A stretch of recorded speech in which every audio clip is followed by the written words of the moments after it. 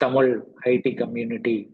And then fast forward 5 years from what we were to today, we are a 430 plus strong IT entrepreneurs community as we are today.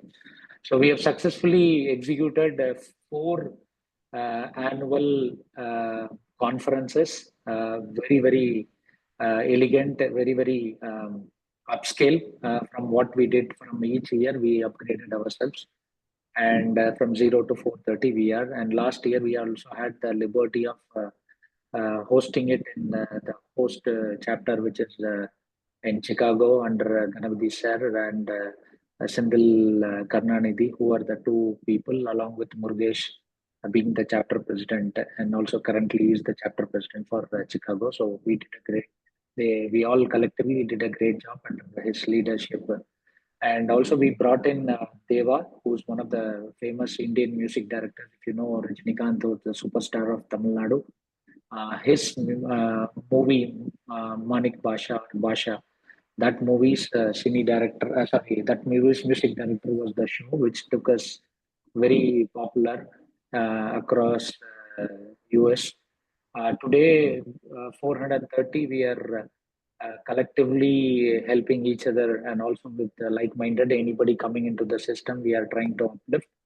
And the differentiator for this is that till date, for the last 4+ years and the fifth year fast forwarding into it, we have not taken a single penny from any of the members, and it's all done through our sponsors. So sponsors has been a great benefit, and has been a great backbone for our success today. And this year, I'm honored and thrilled to be leading a very energetic team.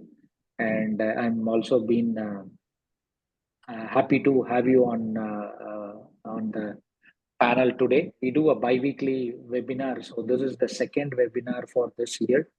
And also, we had the success of having our New Jersey chapter first kickoff meeting, which was officially launched on the 31st of January.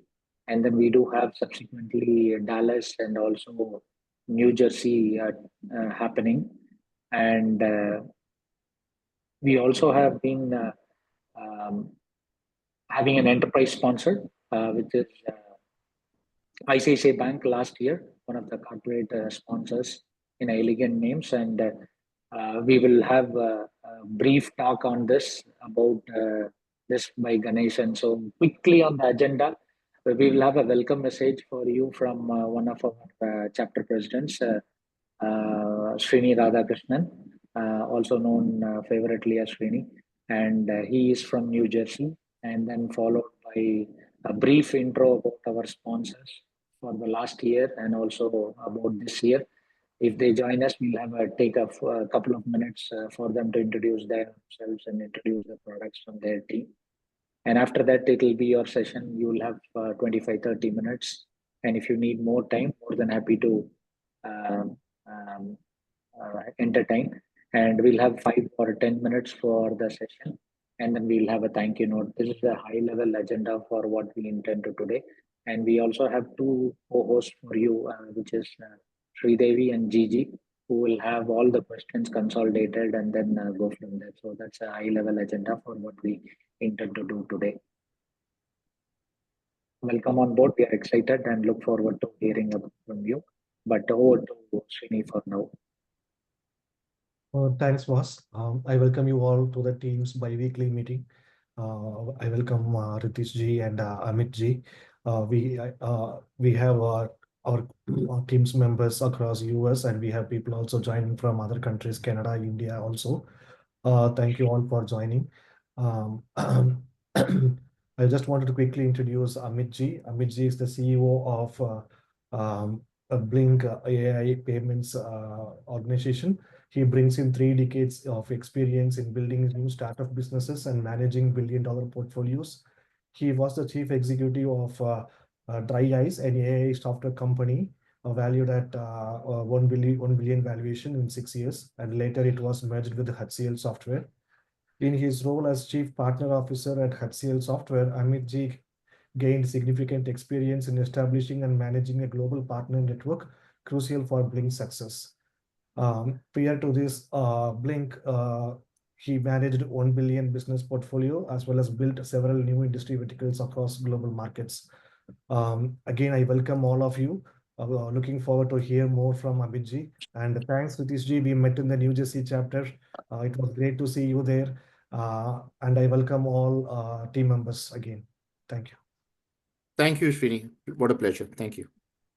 Srini, thank you very much. And Vas and Yuva, thank you for the opportunity. It's not every day we get an opportunity to connect with entrepreneurs and successful business leaders like yourself and the entire group out here. So thank you very much for the opportunity. We really, really appreciate it. If it's okay, I'll share a small presentation that will just give you an idea of what we are trying to accomplish and also about the industry. Not many of you will be directly connected to it. So I'll just take a few minutes to walk you through on what does the industry look like, what does the market opportunity as an entrepreneur look like, and what are we trying to do to solve the industry issues that we face. Is that okay, Vas, Yuva, Srini? Absolutely. The floor is all yours. Perfect.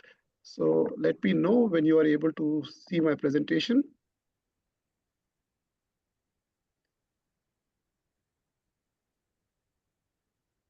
Are you able to see my presentation? Yeah, you can put, yeah, good. So Blink AI Payments was really formed, after many months of research. And we actually looked into the market and we said, what exactly is going on in this marketplace? I think all of us as consumers, as business leaders have been impacted or are very well aware of the financial fraud that is happening today. One of the biggest challenges in financial fraud is today that we all experience, it is all retrospective. We hear from our financial institution after the fraud has really happened. And there are two reasons for that. One is the technology until date did not support real-time ability for a financial fraud to be prevented from happening. And second is the banks have been laden down with structures and operational procedures that prevent them from doing something else because they've been running those operations for years. So we saw that as a big opportunity, and some of these compelling events that I'll talk about briefly in a few slides that propelled us into establishing this venture. And we feel there is a big growth opportunity out here, not only for us, but for all the people on this call who are willing to be our partners or investment advisors. I think it'll be a great opportunity for all of us to benefit from it. So without further ado, I'll just basically and thank you for introducing me, Srini. Alak is a chief technology officer. He's the brains behind the venture. He actually has spent over 30 years in financial services and last 10 plus years in fraud, risk, and compliance domain. He also was the chief architect of some of the largest products that actually are operating in the market today. So he has dirtied his hands, or he has been hands-on in building those products. Of course, Ritesh is a well-known entity to all of you. Ritesh and I have had a very long association in my last startup as well, which was Dry Eyes. And Srini, thank you for covering that. So we found all of us coming together into creating this venture. And we felt that this was a great opportunity. But let me, this is really what we are setting out to do. It is not that we're just another startup. We want to make money. We want to, we certainly want to, we have a vision. We have a mission. I think our commitment that we have taken on ourselves in the entire Blink AI team is we want to harness the most cutting edge technology and collaborate with the financial services industry to create these detection solutions that will enable trust by consumers and by business leaders across the world. It is very important for us to also make sure that we deliver a solution that delivers speed and accuracy, because as we all move into real-time payments, speed and accuracy would be of critical need for us to be able to deliver both of these together before the fraud actually takes place. Let me just give you a little idea of what exactly does the fraud look like. And I'll give you some very interesting examples that we have actually all gone through. So the banks globally today spend about $274 billion on compliance. And yet we see a lot of compliance failures continue to happen. And here are some examples. The latest example among this is the TD Ameritrade example, which happened last year. So they were fined $3 billion by the federal government.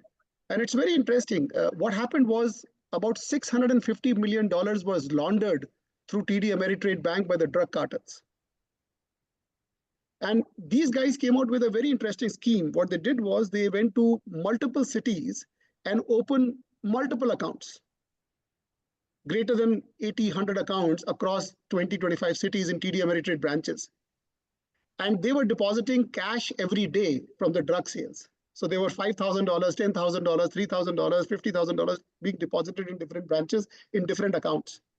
And those were actually getting wired out of the bank as a wire into different accounts. By the time they put it all together in an audit, they caught that all of these banks were actually owned by 3 entities.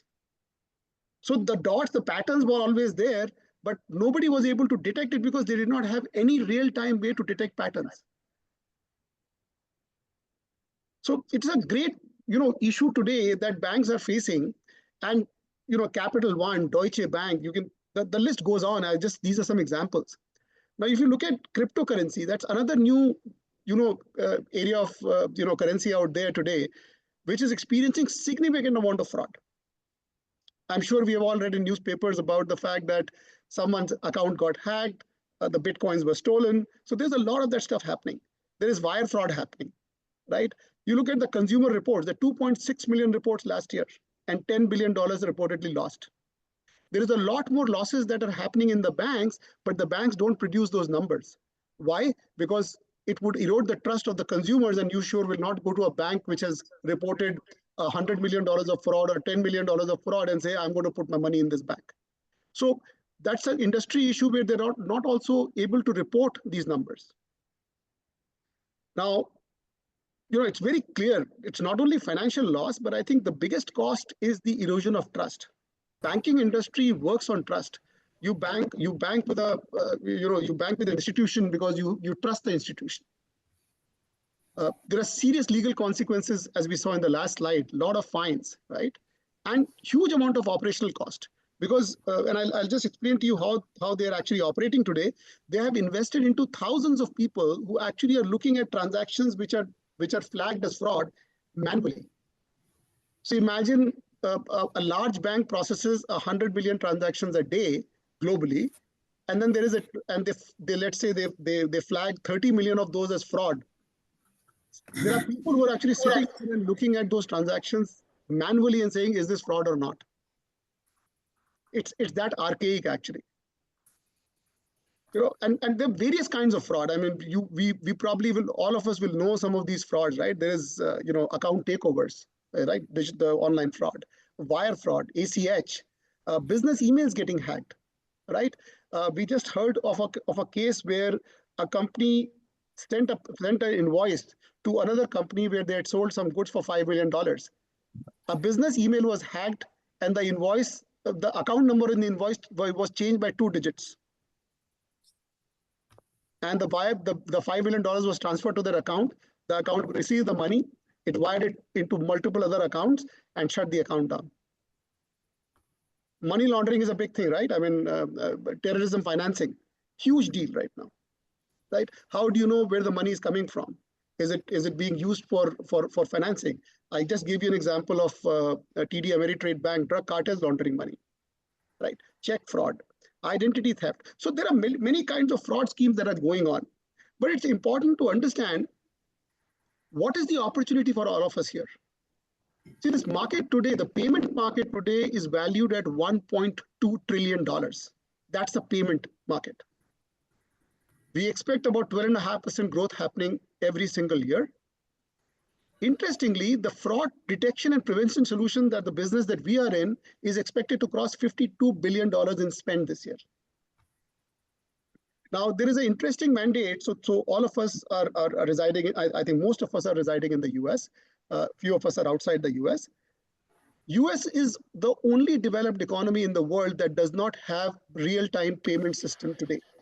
I know a lot of you will say, no, that's not true. We have Zelle. But Zelle is a domestic small business or consumer-to-consumer payment system. Do you know the amount of fraud that happens on Zelle? It's the tune of 20% fraud happening on Zelle.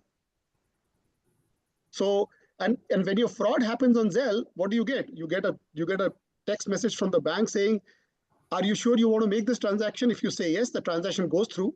But tomorrow, if something goes wrong with the transaction, the bank raises their hand and says, well, we asked you to check it. So there's a lot of, so the other problem is that federal government has now mandated that for US companies to do business globally, they will now have to start doing real-time cross-border payments starting November 2025.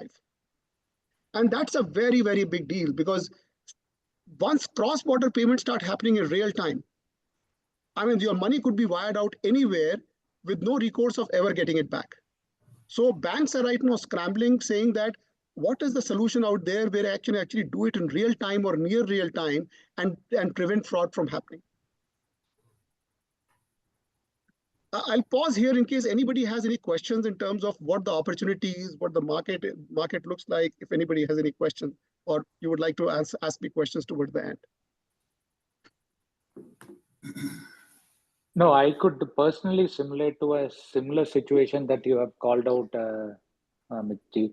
The reason being is that we had one of our own members where we were doing a partnership. Their account was hacked, and we received an email from the same account that we have been receiving, and they asked for a change in the bank. We validated it, and they told that this is the bank, and we asked for a confirmation. They got a letter from the bank itself stating this, and we authorized the payment, and it landed in no man's land, where we came to know that the account was hacked. So perfect example on what you had told.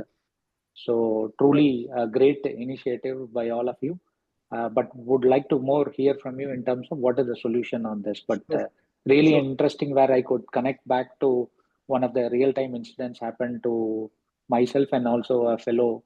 I have gone to the Chase Bank, and the other bank is also a known bank, but it seems that it goes to a place where they suck the funds out, and even in the bank, they are not able to trace the funds. Absolutely. So absolutely a real time, I could correlate to it. Over to you. It's a matter of pride for us that today, if you look at one country that has the best digital payment system, real-time payment system in the world, is India. The UPI payment system, in the way it has been defined and crafted, it's actually the best in the world. But I actually happened to meet the CTO of one of the largest banks in India in my last trip to India in November, while we were doing our development was just starting. So they said India also is, by the way, the fraud in the UPI payment system is rampant. Unfortunately, in India, they're still in the process of crafting these laws which are going to hold people and institutions accountable. But they're saying that is also a problem right now. So India is a model that everybody's trying to emulate. US is a little far ahead in terms of defining the laws against fraud, whereas India, the payment system is far ahead and they're still trying to catch up with the laws. So just to give all of us a perspective here. Let's just go back and say, how are the banks operating today? So the way it works is, in a bank, you may have a credit card, you may have a personal bank account, you may have a business bank account, you may be doing wires, you may be doing ACH, but the bank does not have an entire 360-degree view of you as an entity. So if VAS is an entity who holds multiple business ventures, all of them have different accounts. VAS owns personal accounts, he owns credit cards, right? They are not able to put the picture together. So the way it works is they have a credit card transaction log. They see how many millions of transactions happen today. At the end of the day, do a batch processing. Batch processing is basically done, they put it into a rule-based program. It's a computer program where the rules have been defined saying, if VAS's behavior is not aligned to these rules, please flag it as fraudulent. So the fraudulent transactions are flagged based on the defined rules. And then they're sent to a manual team to evaluate every transaction. The problem is that each of these channels are completely isolated from one another. So they have no cross-channel information available at all. And I'm sure all of us can relate to it. When was the last time we signed up a KYC with our bank? Probably several years ago. There is a lot of data and your profile has changed over a period of time, but bank never touched it. So what we found was that today, everybody, the banks are actually using a very dated technology or a rule-based engine to actually track fraud, and that too also retrospectively. And a lot of these current product companies are saying, oh, I'm actually going to use AI models. But what they're really doing is they're putting the same rules in an AI model, and instead of doing batch processing, they're doing an automated processing right now. But the result is same. Like I say, it's garbage in, garbage out. So we found that this is a big issue right now where a rule-based program is not able to detect anomalies and patterns across entities. Like I said, WAS is an entity. What's going on? How do you detect anomalies and patterns across WAS as an entity, across different business accounts, across personal cards, checking account, savings account, everything put together? And how do we define a credit risk score or a customer risk score for WAS, where we are saying his profile is continuously changing? So his credit or his risk score also should be updated continuously. And based on that information, we should be able to define whether the transaction is fraudulent or not. Now, what's happening with this rule-based engine model, they get a very high degree of false positives. So today they will flag 90 to 98% transactions as fraudulent, but they are false positives. There is no ability to detect in real time and prevent fraud from happening. It's all retrospective. I talked about transactions operating in silos. It's a transaction focus. They're looking at transaction logs, but they're not looking at the entity altogether. No ability to detect patterns, right? So what we saw, we said this is an opportunity, and how do we now apply Gen AI? How do we apply some of these neural network-based technologies and create a model which is actually able to prevent fraud from happening? And I know we don't have an NDA, so I'll just go over it at a very high level. What we are doing is we are looking at multitude of that data. We are not looking at the transaction data only. We are looking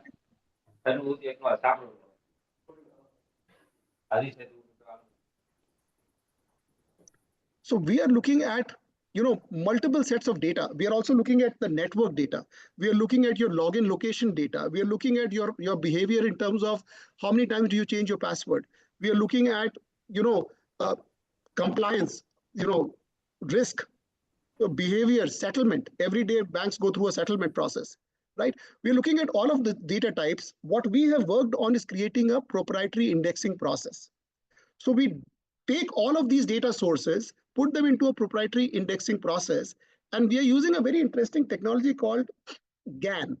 I do not know how many of you will be familiar with GAN, which is Generative Adversarial Network. What it basically does is it's a neural network-based AI model. What it basically does is it has two parts. It has a generator and it has a discriminator. The generator's job is actually to generate data sets. Based on the indexing process, whatever data sets receiving, it will continue to generate that. The discriminator's job is to actually really start looking into the data set to start finding patterns and anomalies. Once it has done that, it basically undergoes unsupervised learning. So it is feeding the loop back inside it. Then we put it inside another engine, which is a third layer, where we have actually now created about different scenarios for what are the possible fraud scenarios in a mule account? What are the scenarios in elderly abuse? What are the scenarios in authorized push payments? How does an account takeover happens? And what are the different payment modes? Zelle has a different type of frauds happening. Swift and Wire have different kinds of fraud happening. Fed now has different fraud happening. So what we are doing is we then will push this into this AI model and marry it against these different scenarios and transactions. And the interesting part is all of this is happening in less than 20 milliseconds, because your transaction will get processed in about 50 milliseconds. So you have only 30 milliseconds left to actually flag the transaction and prevent it from happening. What we are right now, so our model is ready. Our deployment model is completely ready. What we are working on is in the agentic technology. I'm sure a lot of you have heard about agentic is the new buzzword in the market. This is basically a trained AI agent that can actually do automated remediation for you.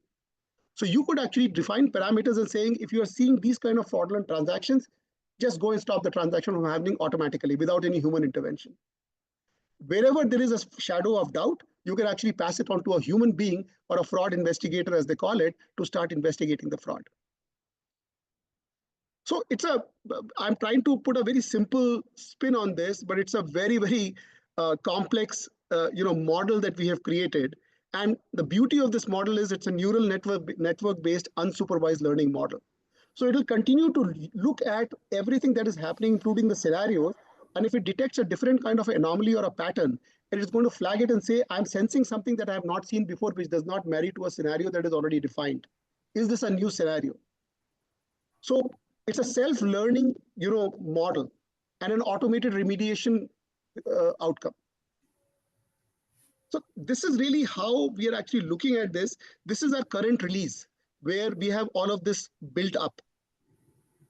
Next release, which is out next year, it's a lot of work to get to where we are and where we are going to go this year with the first release. We are actually going to look at biometric authentication and multi-factor authentication. We'll also start focusing on building crypto monitoring and blockchain transactions, because we see crypto is a big issue right now and blockchain is a big issue. But our focus is right now core banking. How do you process all the digital payments today? How do you process credit cards, debit cards, wires, right? Zelle payments, your international cross-border SWIFT payments. All of those stuff we are trying to tackle today, because that is probably 90% of the fraud. And when you start looking at blockchain and crypto monitoring, that's probably about 10% of the volume. So basically what we're doing, I think there's a hand from Sylvia Francis. Please go ahead, Sylvia.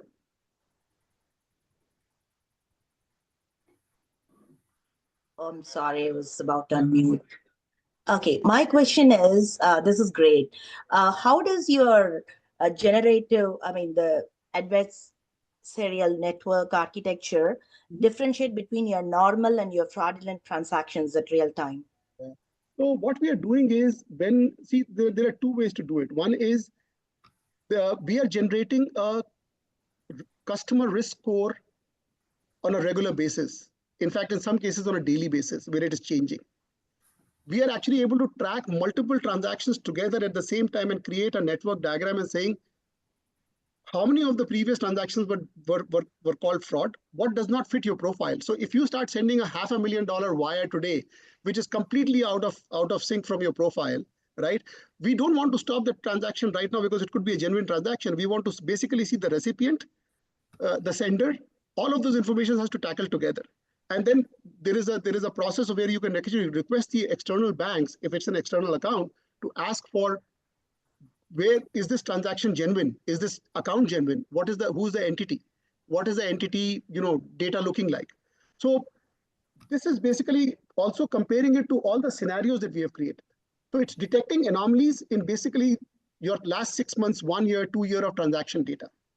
So you're feeding all of this data plus network data. You are sitting in New Jersey and maybe your account is being operated out of Florida. Now that's a flag.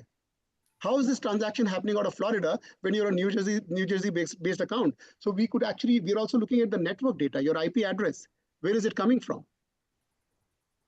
So there are multiple factors that we have taken, and there are totally about 17 different factors that we are taking into account before all of those factors are pumped into our indexing process. And then we start looking at all the data, and if it is aligned to your profile or your risk or your customer risk score, we let the transaction push through. So I can give you some idea. I mean, we have been testing it with a lot of data, and we are actually working with a couple of payment processing companies right now who process billions of transactions, on a monthly basis. We have been able to hit about 94.2% accuracy thus far in the test data that we have tested it against. Just to give you an idea of the accuracy that we are looking at. Got it. Just to follow up on that, because right now the rapid rise is on the real-time payments, right? Because we also follow regulatory with the Fed now and all, right? So with your AI-driven fraud detection solution, how do you guys balance the speed and accuracy? Because one of the important thing is to minimize the false positive too, right? Yeah. Without disrupting it could be a legitimate transaction. Like you said, the owner could be living in a different state and residing, traveling, it could be anything, right? So how do you guys flag legitimate ones from the false positives with the AI? So which is what I was saying, that there is a risk profile that is being created for every customer on a continuous basis by tracking multitudes of data. And we are matching every transaction against your risk profile. And based on that, we are able to flag the transaction as fraudulent or not fraudulent. So it won't really, I mean, when you flag, I mean, just I'm trying to understand the workflow. It won't really take the real time away, right? So it is up to the bank. See, Okay. bank can define the parameters. So I'll give you an example. We were talking to a bank in California, which is in near Santa Barbara. Their average transaction is a $10,000 transaction because all the rich people live there. Their average account balance is a couple of $1 million. So for them, the threshold of fraud is very different from a bank, let's say in the heart of Texas, where the average transaction volume could be $200. So the model has the ability for banks to add different parameters and define what is the parameter that their customers should be worked within. So think of it as a framework of parameters that the individual bank or the branch can decide on how they want to deploy it. Got it. Thank you. Appreciate it. Amit, can I tag on with a question here, please? Sure. So, couple of 2-3 slides back, you mentioned that the rule-based engines, the false positive rate, what was that? So basically what's happening is today the rules were written, right? They wrote, let's say. Let me ask my question here, right, before you respond. I don't believe this is right. See, financial crimes units combine physical security, cybersecurity, fraud, AML, all into one. If their false positive rate is over 90% for a rule-based engine, that entire shop is shut down immediately, right? If you have a behavioral-based model connecting to a rule-based engine, the behavioral-based model having an over 90% false positive rate is acceptable because it's learning things from the environment. But a rule-based engine, the industry false positive rate is 10% for an optimal solution. If you're having 90%, the entire staff what the work they will do on a day-to-day basis is just useless. So that I think is incorrect here. So I can give you a simple example. I won't name the bank, but if you take some of the top banks in the country today in US, they deploy anywhere between 3,000 to 5,000 people to actually manually go through the transaction that are flagged as fraudulent, right? Whenever you track a fraudulent transaction, I'll give you a simple example. They flag it as fraudulent because in the rule-based program, it was flagged as fraudulent. So you'll get a text immediately, we flagged it as a fraudulent. And it happened to me 3 days back. A $45 transaction happened with some brp.com or whatever, right? I immediately got a text. They said, do you think it's fraud? Press 1. I pressed 1. I got a call after 12 hours from a person from my bank. They said, so you flagged it as fraud. Why are you thinking it is fraud? And then they asked me a certain number of questions saying, let me go through 5 different transactions you did since in this month. Let me also ask you. And then all they did was, okay, we are going to flag this transaction down. Now we're going to close your credit card. We're going to issue a new one. That is really what is going on here. Now, I've also received calls where multiple times I've said it's a new transaction. So when I was working at HCL, I had to vest my stocks. I can tell you when I sent the wire out to Bank of America, it took me 3 weeks for the wire to actually go through and get accepted by them because they kept flagging it as fraud. I do not do that level of transaction to this bank on a regular basis. And I said, I'm willing to be on the phone with you, but they said, no, our rule-based system says it is a fraud. So we have flagged it as fraud. Amit, if I may. That is fine. Where I'm going with this is. Go ahead, please. Sorry, where I was going with this was, where is the source of this data where you're saying the rule-based engine has over 90%? Is that someplace? Is it documented someplace? Well, see, so there is a multitude of data across the board that you'll have to put together. So federal government reports certain amount of data. Different types of fraud have different percentages. So for example, AML, if you look at money laundering, less than 2% transactions today are detected of anti-money laundering. Less than 2%. And that is documented. If you go to FedCen, FEDC, FedCen, you will actually see some of these data points there. But I dispute this number. I want to know the source of it. Sure. I don't think it's accurate. So Ravi, we can probably discuss this. I think some of our data comes from slightly we need we've got to prevent the disclosures here. So once with an NDA, we can definitely share a lot of data here. But what we have actually done is we've put in almost about 6 to 7 months of deep research, both internal and external research. We've worked with our anchor, some of our participating partners from the banking associations, as well as from people that participate in FedNow. So this is what the banks don't typically tell you. But for any large or mid-sized bank, the fear of being hit by compliance is so high that it is completely monitored. So typically AML systems, etc., the rate of false positives inside the system is very, very high. They fix it through manual effort. But the banks will not tell you this. For example, if you go to a website, a bank will say, oh, out of our total losses, a predominant number was fraud. They won't tell you how much of fraud was there because it's a reputational damage.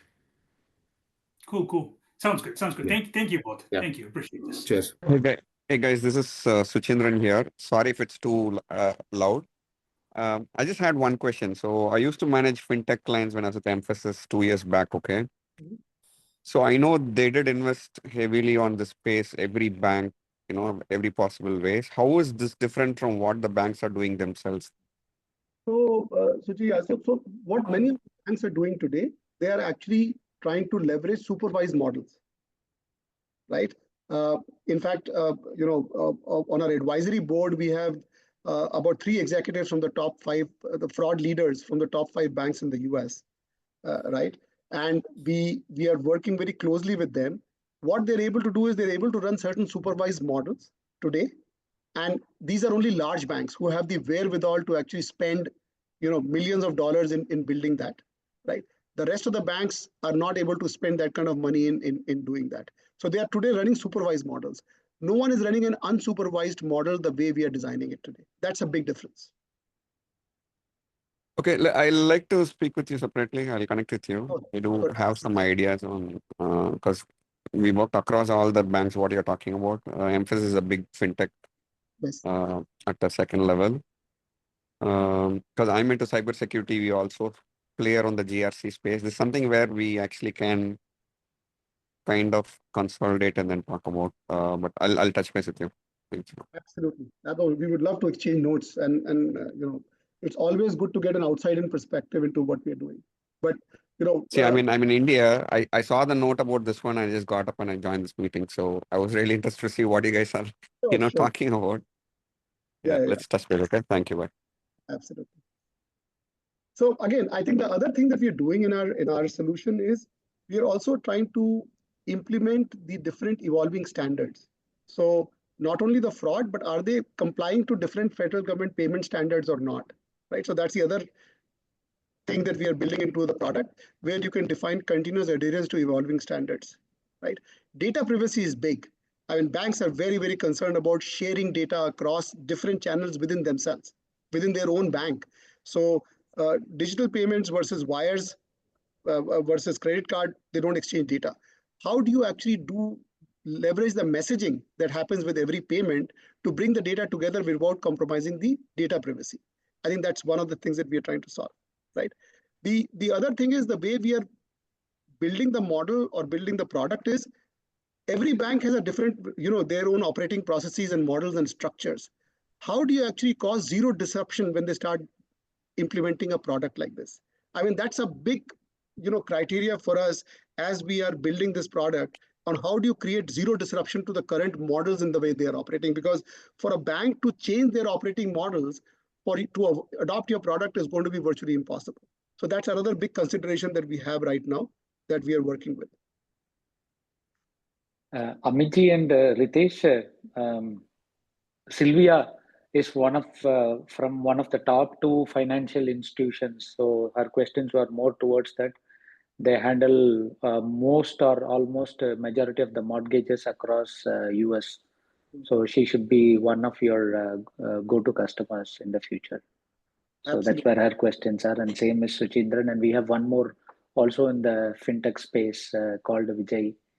He's also in the call. He also works with majority of the financial institutions. And once we have those members who are interested in further pursuing a discussion with us, we'll be very happy to get an NDA in place where we can actually start talking about the specific models that we are building and working on and how they're actually operating. It's just hard to actually bring out everything in a forum where we don't have the NDAs in place. But I think these are 3-4 things that we believe we are highly differentiated with. There is a deep industry knowledge in our entire engineering team. So domain is very, very strong. Alak, like I said, was the architect of some of the largest fraud products that are actually operating in the market today, right? We believe we'll be one of the first integrated cross-channel end-to-end fraud risk and compliance management product. So that cross-channel is a very, very critical component of our offering. I briefly talked about the advisory board. So we have right now, we have a person from one of the Blackstone companies who's on our advisory board. We have 3 of the top 5 banks, senior leaders from fraud who are part of our advisory board. And of course, all of us put together bring a very strong, proven management team of having done this before. This is all I had. I just wanted to make sure, we had the opportunity to share what we are working on right now. I'll be happy to take any questions that anybody else might have.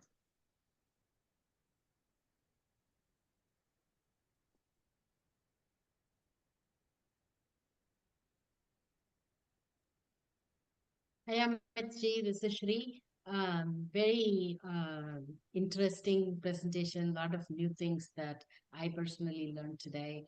The GAN, neural network and all that. So my question was, you said you kept emphasizing cross-channel, which was obviously kept coming into my mind too. So how do you plan to integrate it? Like you said, there's going to be a huge disruption. And I don't think the banks are very open to that because this is a brand new thing. You have to integrate it in the banking platform or any financial platform to even see it working or come to fruit. So what's like your near future? Yeah. So very interesting question, Sri. Thank you for that. See, we are doing 2 things, right? I think once we have an NDA, we'll be happy to share exactly how we are trying to, crack this code. But I can tell you from a deployment model, what we are doing right now, we are having 2 models in place. We are actually working with a couple of banks right now where we are saying you can use our model as a challenger model to what you have in place. So output of our model, you can feed into your current systems and current engines and then test it out. So it's a challenger model, which can also be comparison to what you are trying to detect on your own and what you would see coming out of this model. So we are seeing a lot of acceptance to the fact they're saying, okay, don't ask me to replace what I have already, but if I can bring you in as a challenger model and I can see your efficacy and your accuracy is much, much more, then I can think about slowly transitioning over. So those are the 2 things that we are really working on. And I'll be happy to share more details once we have a little bit of a NDA in place in terms of how exactly are we trying to solve the cross-channel issue, because it's all in the messaging actually. Every payment that is generated today has a message attached to it. There's a message ID. There is a whole lot of stuff that in the message. We are actually trying to craft out that piece of the message which does not compromise the privacy. And just to add to that, Sri, our software is a bolt-on software. So from a bank's perspective, they don't require too much of change management for them to start using our, as Amit said, it's a bolt-on software. So essentially, we just need to be put in somewhere we can start ingesting data. So it's not too much of a challenge. And these specific things were actually kept in design when we were designing the product. Thankfully, and we are very thankful that we were guided by some of the participating advisors, etc., who guided us through the process. Thank you. That's very interesting. Do you guys have a timeline on when, there's a alpha or beta version coming in? Yeah, so our MVP is slated to be released early next month. And we expect the full-fledged product release to happen by September of this year is what we are targeting. So we'll have a deployable MVP available starting March.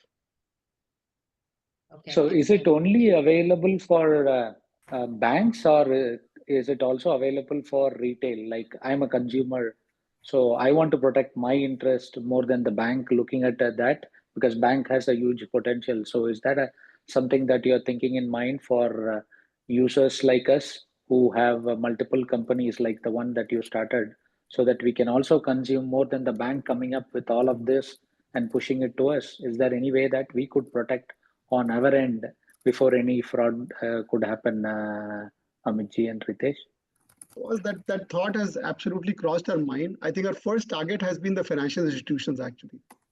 But there is to your point, there is the opportunity is immense.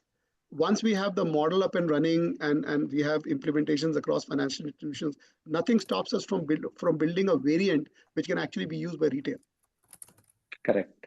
So one of the So segues there, Vas, would be so we're looking at financial institutions, even small community banks, credit unions, fintechs, and the segue that will actually create into the retail world would be we would be coming out with a variant that will be suited for payment facilitators, PFACs, which are the ones that are going to be holding the liability for the merchants, right, for the sub merchants.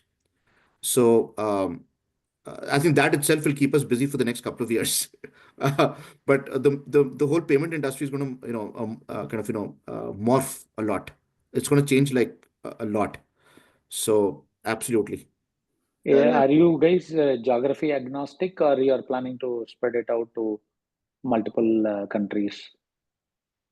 I think given where we are as a startup, our primary focus remains US.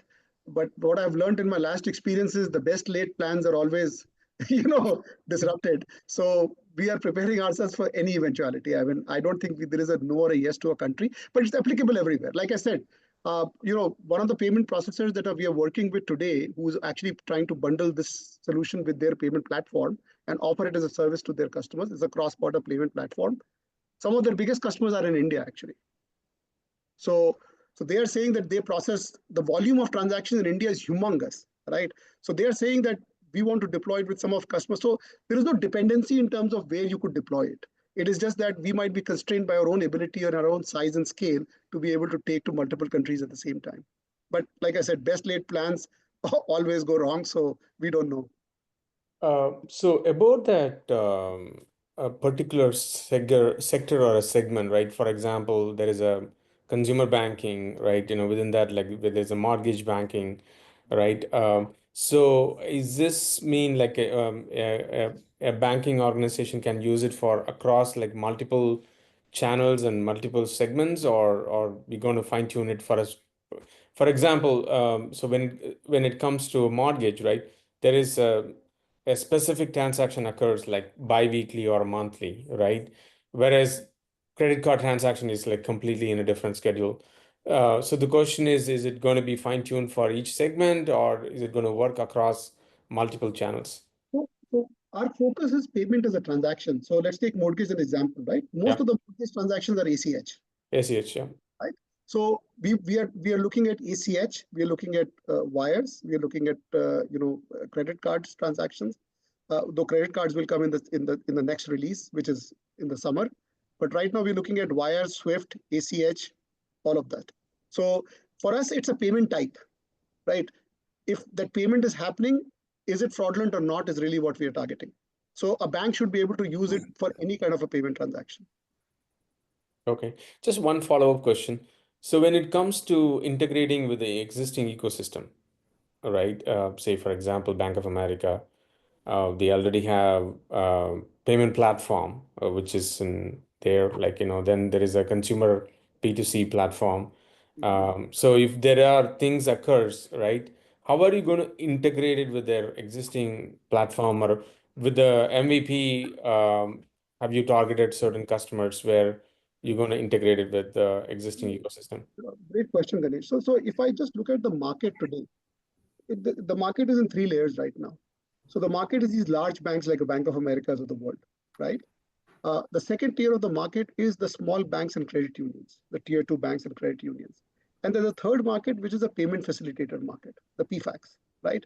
Those of you who are in the hotel business would know PFACs very well because you use those payment processors to process your payments, right? Now, each of these markets, so for a large bank, we will have to eventually do custom APIs and connection to their platforms. But if you go to the credit union and the mid-tier bank market, most of them would be using, let's say, a Fiserv or a FSI or a Jack Henry product, right? So we are basically testing our product. If an API is available, we should be able to connect to the API. So, but for a large bank like, let's say, a Bank of America, we would really have to see what the products they have deployed in their payment platforms. Do they have APIs available? But we suspect there will be a little bit more custom work to be developed there for larger banks than the regular banks and credit unions that are out there. Got it. Thank you. Amit and Ritesh, one quick question from me, please. Great, intriguing topic here. This market is so saturated. There are like giants like Riskified, Signified, Sift, Count in front of PayFax, Feedzai. What is your go-to market strategy to compete with these giants, or are you not even focusing on that market? Like, the other part is, what is so differentiating in your solution that differs from others outside of the cost element? So actually, see, there are two or three things, right? I think based on our research, Ravi, what we found that the names that you just took, they've all found different niches of the market, right? But if you go to a traditional credit union banks today, right, they're all actually using payment platforms and fraud detection platforms from these payment processors. So you could have a Fiserv-based payment processing system, and they could have a fraud solution, or they could be using a fraud solution from Visa or MasterCard, right? Verafin is another example, right? The challenge that we noticed is none of these guys are trying to do real time today, right? That's one differentiator. The second differentiator is none of them are able to do cross-channel today. Everybody is focused on one form of payment or the other. What we are hoping to accomplish is three things. Number one, cross-channel. Number two, real-time or near real-time based on the payment type. And number three, making sure that we are out there complying to every single Fed standard that is being pushed out there. Those are the three big differentiating factors for us, apart from the cost. And the fourth subnote is the unsupervised learning model. We have not seen any product in the market out there that is actually using an unsupervised learning model today, which self-learns and actually able to detect patterns. Amit, if I may, I'm gonna eat it. yeah, Ravi, I'll just add another thing to it. So Ravi, a lot of the products that you mentioned, a lot of them are actually payment apps, payment rails that can actually become potential partners of ours. That is one. Secondly, a lot of the new I'm just listening to them. I'll just products that are coming up in products that are coming up in the market. A lot of them. Prime. Jay, do you mind going on mute, Jay? I muted everyone now, Ritesh. Sorry.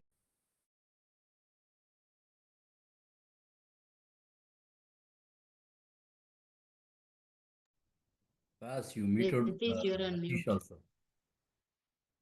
Ritesh, you're on mute. Can you unmute, please? You're on mute, Ritesh, if you can hear us. Sorry. I was saying, Ravi, I was saying that a lot of the product companies that you mentioned are potential partners for us because they're payment rails, they're payment products, payment apps on specific payment rails. So they actually become partners for us, right? Partners and potential resellers. The second thing is a lot of the established products or the new products that are coming up that are populating the market are actually on the origination side, right? Which is customer facing. A lot of them are customer facing apps. So you've got, for example, one of the new partners that we are evaluating, and they want to partner with us, is they're only focusing on students from India going to Australia, Canada, etc. There's a huge volume of payment transactions that are happening, and the margins, most of the margins on those transactions are actually getting eaten by the correspondent banks, right? So there are fintechs that are coming out to what Amit said. There are niche markets. That's a niche market, and they want to partner with us because they're at the origination end. So there are very few who are kind of looking at fraud prevention the way we are, and the other fraud monitoring products are basically in the monitoring side. There are very few of them that can actually claim fraud prevention the way we are doing it. So I just wanted to add that little bit to you for your question, Ravi. No, that's a you're bringing up an important point. This industry, the payment rails, the PayFacs, the PSPs, is ripe with so many upstream, downstream dependencies, right?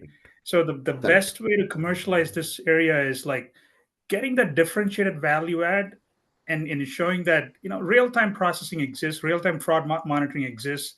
If you go to the e-commerce side, how do large retail giants detect fraud during Thanksgiving sale, during Christmas sale, and block those Chinese transaction coming through with multiple $50,000 pay that happens in a fractions of seconds, microseconds. They can detect that fraud and put a block on that, right? So and these are all done through automated processing. Too, there's behavioral monitoring, there's machine learning happening, all those inside. But I think your commercial strategy of partnering with these PSPs, PayFacs, and adding those bolt-on services, that's an interesting one. I think See, actually, just to add here, one of the things we have done, we've actually got a lot of use cases that are probably will be coming in 27, 28. We've actually hired a lot of smart kids. We've hired people from Columbia Masters Computer Science, very good team that we've got. Thanks to Amit, very good team there. So there are a lot of features and functionality that we are looking at could be 27, 28. But one of the things that we are doing, our core job is also, generation of value for our investors. And that is to keep our product that much ahead of the buying curve. Because we are a very revenue, focused company. So, with the use case that we've got, we checked with our banks, and Amit has said, like the people, especially all the stalwarts that we've got on our advisory board, we got this checked before we really started off. Is how do you address about 70 to 80% of the problems that the uh, banks and financial institutions are facing today, for which they've got a real world problem and for which they've got a budget to solve that particular problem. So we are writing that because you don't want to get too far ahead and build a product for which you don't have revenue dollars to budgets that can be attracted for that, right? So I think we're also protecting investor value. One additional solution is in the US market, right? The fraud monitoring solutions, there are countless Series A, Series B companies coming up with AI models.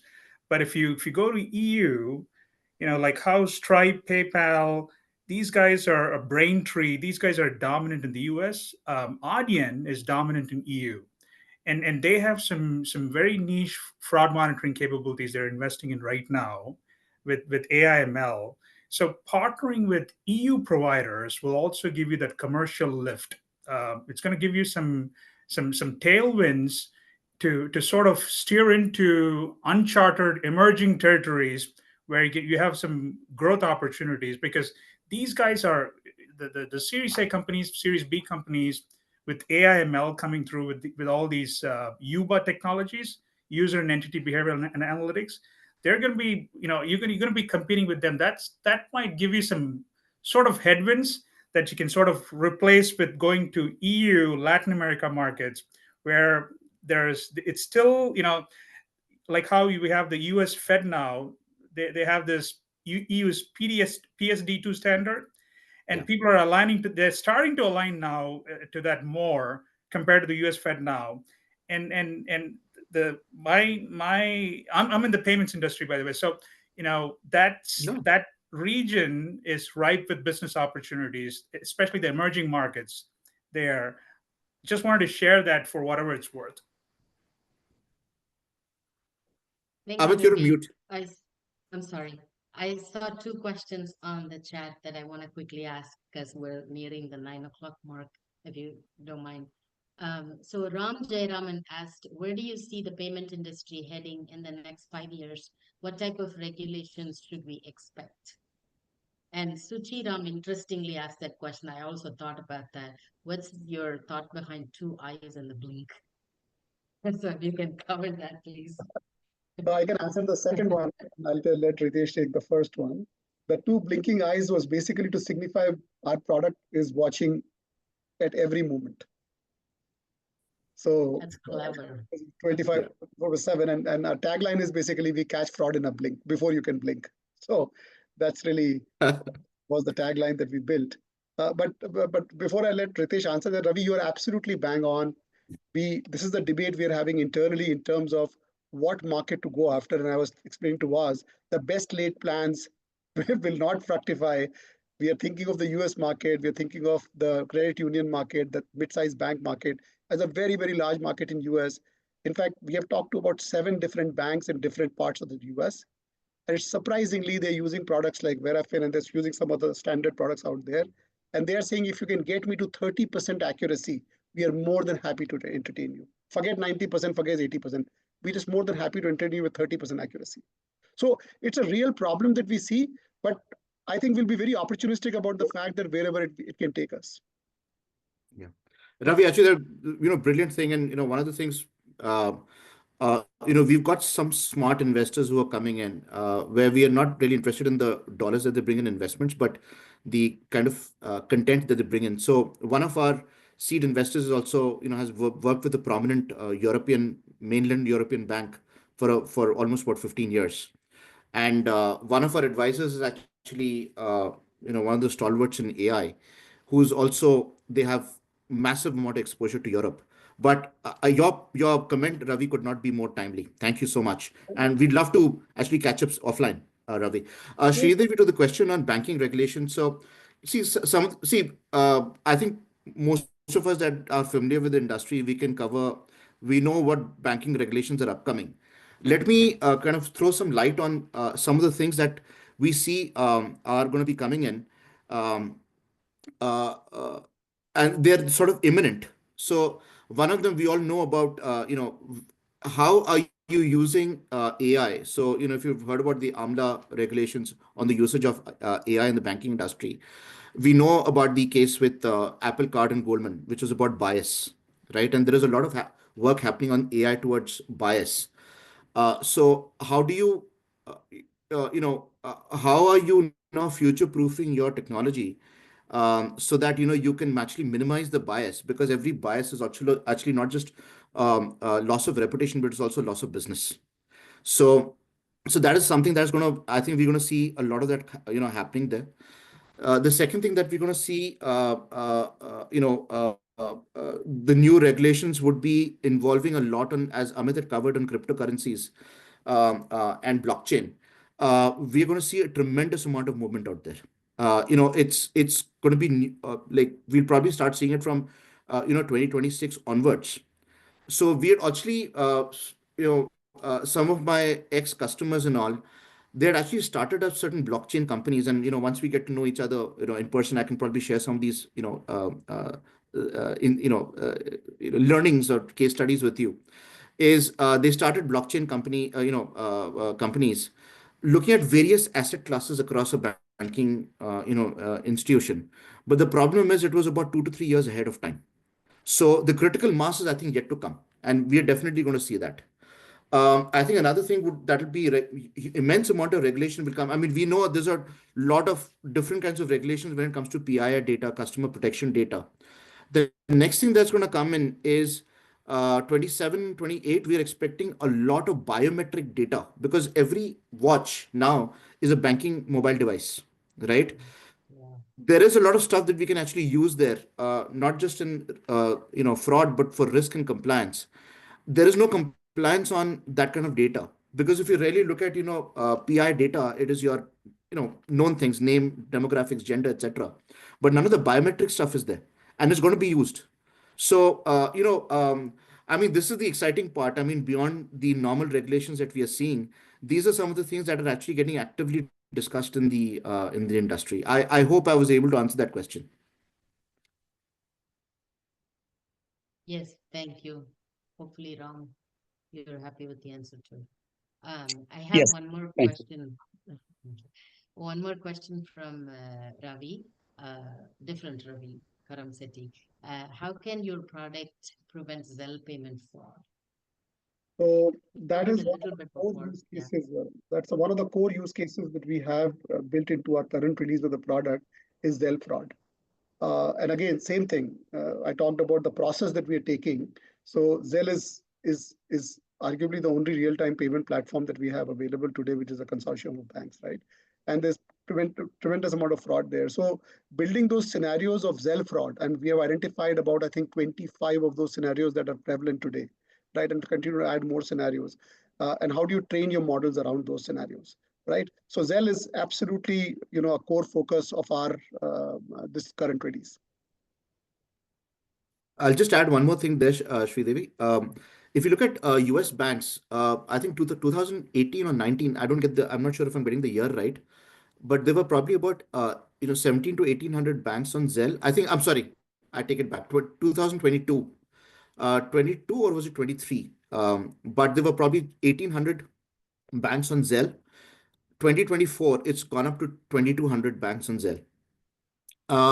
And this is still, it's not covered, the total number of banking institutions, community banks, small banks, especially the small and mid-sized banks in the US is very, very large, who have to go to Zelle, but they have a problem that the moment they hit Zelle, which is going to almost be anywhere from 7 to maybe 15 to 20% of their banking transactions, they could be completely be exposed to fraud.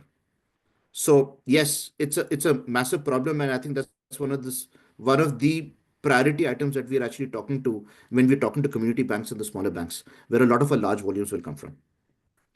About the testing, right? The validity. How do you manage, training or testing your system, right? Getting the transactions or almost close to the real world problems. I mean, you don't need to name the names, but what strategy are you going to follow to say? Because I worked for Bank of America for 10 years, then after that, financial institution for 5 years. I was even supporting Federal Reserve Bank. I was at AWS supporting all the federal financial services, right, including IRS, Fannie Mae, Freddie Mac, FRB, Boston, New York. I understand that huge regulations, data sovereignty and whatnot, you can't get the data out. Like, it's not deduplication or, removing the PII or whatnot. Like, it's so hard to get the data out of the system. There is a lot of compliance aspects to it. I'm just curious. Oh, that's a great question. So we have three avenues, Ganesh, on the data. And the first avenue is we have actually been able, thanks to our engineering team and our domain people, we have been able to create a whole lot of synthetic data to start the testing process. That's one place we are generating data. The second place we are generating data is working with some of these payment processors. There's a one cross-border payment company that I mentioned, which we are working with large customers in India. They are able to provide us randomized sets of data. These are randomized sets of data which take away all of the privacy associated with the customer. So we get randomized sets of data, and these are like 100 million transactions. So that's the second place we are working with. The third is if you go to the larger payment processing companies like the Fiservs of the world and FISs of the world, they actually have a partner program. So if you're developing a product associated which works with their payment centers, they actually make data sets available to you. Okay. So those are the three avenues that we are actually reaching out from a data testing perspective. But that's been a significant area of focus for us, because once you have the model up and running, the learning has to happen on a set of data. So these Constantly, yeah. areas we're going to. Got it. Got it. If you have a minute, so I have a question to ask on the computing side, right? What is the amount of GPUs and the spend towards the technology cost of ownership? Just to get a MEP out. Yeah. So it's not, surprisingly, it is not that high. But when we are looking at a deployment model, right? See, the beauty of our model is we are not expecting to pump in 100 million transactions in real time to start looking at fraud.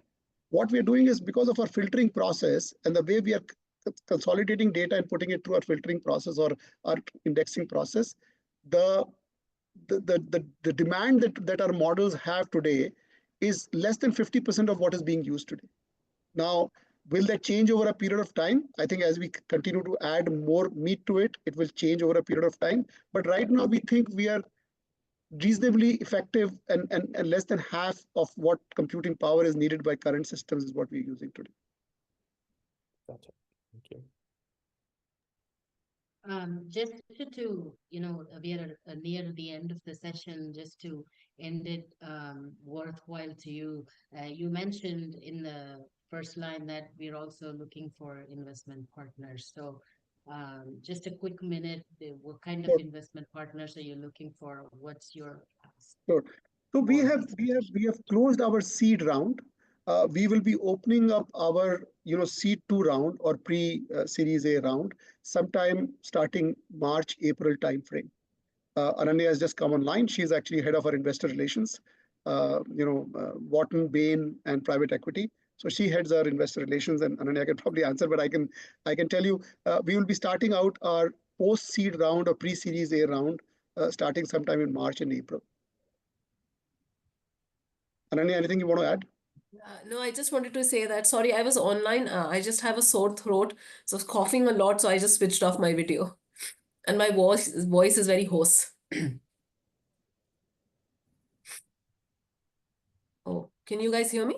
Yes. We can. Go ahead, please. So that's to answer your question. So we would be opening up our next round of funding sometime starting March, April timeframe. Done with our seed, we are undergoing a new set of valuation for our company as we speak right now. And based on the valuation definition, we'll then start the next funding. Excellent. So we can share your email ID in our group, and feel free to connect with any of them offline. Absolutely. Thank you so much for patiently answering all the questions. Over to Narayan for the thank you note. Thank you, guys. Thank you. Narayan, before you start, I have Ganesh quickly give a quick overview from the sponsor's perspective. Narayan. Ganesh, over to you. It was an interesting session, and I'm happy that you were able to hold the members and answer to the queries. And it was also a very close topic to all of us on the financial side. So more you can reduce the fraud, safety of we going behind more customers is always a blessing. Over to you, Ganesh. Thank you. We want to thank all of our sponsors of 2024, and as well as the continuous partnership and the sponsorship of 2025. We have our title sponsor was VOSS, Insurance and Investments. They are our preferred insurance partner for all our business insurance needs. And also we have Hawthorne Development, or HAW Hawthorne Development. They are into real estate, building commercial real estate, and also the resorts. So they are our silver sponsor. And both of them, as we just started the year of 2025, they graciously continued their sponsorship. As was mentioned, this is the backbone of our community. Like today's sessions, there is going to be more sessions for throughout this year, and also multiple conferences, and there are multiple business opportunities and collaborations. Right, it is all going to happen, or we can make it happen with the extensive sponsorship. Thanks to all the existing sponsorship, and also please do recommend. We are looking to sign up the continuous sponsorship in the platinum category, the gold, silver, and the bronze category. Please do refer, and thanks to all the sponsorship. Do we have people from VOS Insurance and Investments and Hawthorne VOS by any chance? Any representation? I think they are running late or so. Okay. Vignesh is in India. And Right. I think even Dr. Vishal Vish, Bharti also not in town was. yeah, He's yeah, also in yeah. India. Yeah, he notified me he will reach hotel. I think maybe the security check-in or customs might have been delayed. So he told that he will join from the hotel, looks like that. But we are happy to have both of them. And also for all the last year sponsors, heartfelt thanks to all of you. The entire year would not have been possible without all of you. And this year we want to give more publicity for all the sponsors. We have another 47 weeks left where we wanted to encourage everybody. So if there are any sponsors, Ganesh is the point of contact. Feel free to reach out to him. And over to you, Naren. Thank you, Yuva. And before Naren, sorry, Sure. anything to add? Sorry, from Yuva or Sendil Manoharan? Anything from Yuva or Sendil Manoharan? Sorry, Naren. Pretty good. Thank you. Please go ahead in the event of time. All Sendil? good. All And thank you, dear friends, Ritesh and Amit, for joining and gave thoughtful, knowledgeable presentation. Looking forward. And as FOA for New Jersey chapter, and they're going to sponsor our March meeting, and they're glad to be New Jersey sponsors, and they'll be coming to our Elevate event also. So they are part of our team and good friends. So if you want to network with them, you can reach out to them. I can connect, or feel free to connect with them directly also. Thank you. Thank you for the opportunity. Really appreciate it. Always looking forward.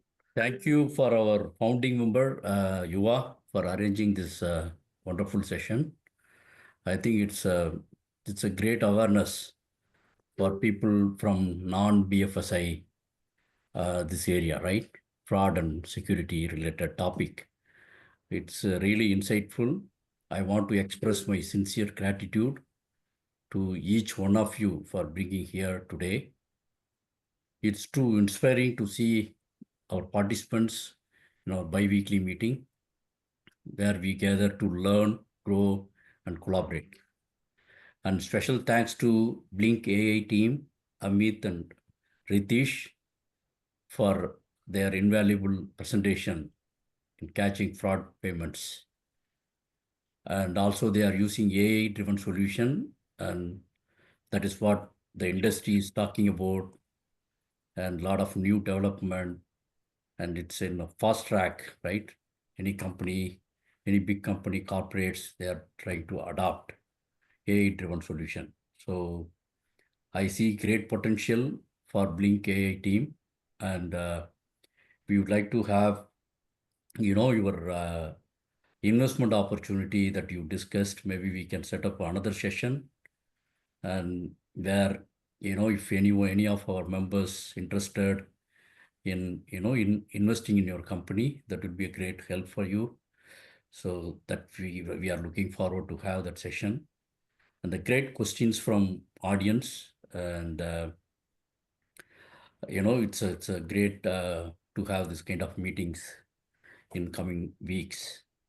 As always, we say Tamilal இணைந்தோம் Tamil pole வளர்வோம். Let's continue our support and uplift one another, fostering a culture of learning and innovation. Once again, thank you for joining today. I look forward to many more engaging discussion in the future. Thank you, everyone. And also, I would like to invite Dallas-based participants. This year, the convention event is going to happen here in Dallas. So we need a lot of participants and also volunteers. So whoever is interested, and this is a very, it's a kind of philanthropic work that we are doing. So it's not a profit making. So it's an individual contribution. It's what help moving forward and make this our teams having great success in future, and it would be useful for our generation, not only us, and a lot of our kids. And you can see 5 million Indians are here in US. It's going to continue, it's going to grow rapidly. So this will be helpful not only for our community and for everyone. Thank you again. Thank you. And I want to have special thanks to the founding members and speakers, Amit and Ritesh, and sponsors and all our team's members. Thank you once again. Good night. Thank you. Thank you. Thank you, Naren. Thank you, everyone. Thank you. Thank you. Thank you, everyone. Thank you, everyone. Thank you. Good night. Great job. Thank you. Thank you. Thank you.